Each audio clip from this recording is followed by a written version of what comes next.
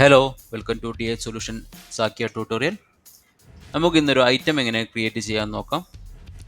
First ഇൻവെൻട്രിയിൽ items എന്നുള്ള select ചെയ്ത് ന്യൂ എന്ന് എടുക്കുക. ഫസ്റ്റ് ഐറ്റം ടൈപ്പ് സെലക്ട് ചെയ്യുക. ഗുഡ്സ് എടുത്തിട്ടുണ്ട്. ഞാനൊരു ഷർട്ടാണ് ഡെമോ ആയിട്ട് ചെയ്യാൻ പോകുന്നത്. ഓക്കെ, അടുത്ത് item name SKU unit select ചെയ്യുക. അത് കഴിഞ്ഞ് കാറ്റഗറി വരുന്നത്, കാറ്റഗറി നമുക്ക് ഒരു പുതിയ കാറ്റഗറി ആവശ്യമുണ്ടെങ്കിൽ ഈ മാനേജ് കാറ്റഗറി എന്നുള്ള കൊടുത്തിട്ട് അതിലൊരു പുതിയ കാറ്റഗറി ക്രിയേറ്റ് ചെയ്യാൻ പറ്റുന്നതാണ്. ഓക്കെ, കാറ്റഗറി സെലക്ട് ചെയ്ത് കൊടുത്ത് ഐറ്റം റിട്ടേണബിൾ ഐറ്റം ആണെങ്കിൽ ഇവിടെ എനേബിൾ ചെയ്യുക. ഈ ഡയമെൻഷൻസ് വെയിറ്റ് ഒക്കെ നമുക്ക് ഷിപ്പിംഗ് ഇൻറ്റഗ്രേഷനുമായി ബന്ധപ്പെട്ടുള്ളതാണ്. മാനുഫാക്ചർ ആഡ് ചെയ്യുക, ബ്രാൻഡ് ആഡ് ചെയ്യുക.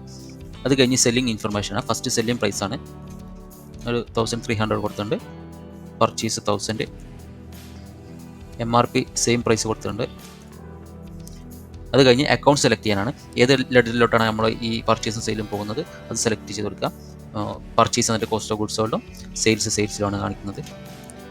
അത് കഴിഞ്ഞ് ഐറ്റം ഇൻവെൻട്രി ട്രാക്കിംഗ് ഉള്ള ആവശ്യമുള്ള ഐറ്റം ആണെങ്കിൽ ഇവിടെ ഈ ടിക്ക് ഇട്ട് കൊടുത്താൽ മതി.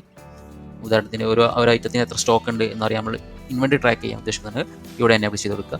ഇൻവെൻട്രി അക്കൗണ്ട് സെലക്ട് ചെയ്ത് ഓപ്പണിംഗ് സ്റ്റോക്ക് എത്ര പീസ് ഉണ്ടെന്ന്, പെർ പീസിൻ്റെ വാല്യൂ.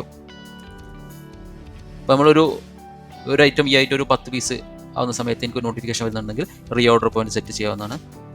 ഓക്കെ, ഇപ്പോൾ ഇതുകൂടെ നമുക്ക് ഐറ്റം സീരിയൽ നമ്പർ വെച്ച് ട്രാക്ക് ചെയ്യാൻ പറ്റുന്നതാണ്. ബാച്ച് നമ്പർ വെച്ച് ട്രാക്ക് ചെയ്യാൻ പറ്റുന്നത്. ഇപ്പോൾ ഉദാഹരണം മൊബൈൽ ഷോപ്പിലൊക്കെ സീരിയൽ നമ്പർ വെച്ചിട്ട് നമുക്ക് ഐറ്റം ട്രാക്ക് ചെയ്യാൻ പറ്റും.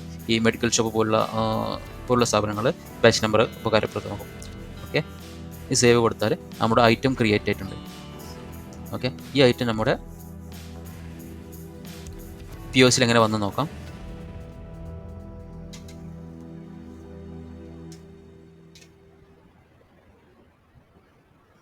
ഇതാണ് നമ്മളിപ്പോൾ ക്രിയേറ്റ് ചെയ്ത ഐറ്റം.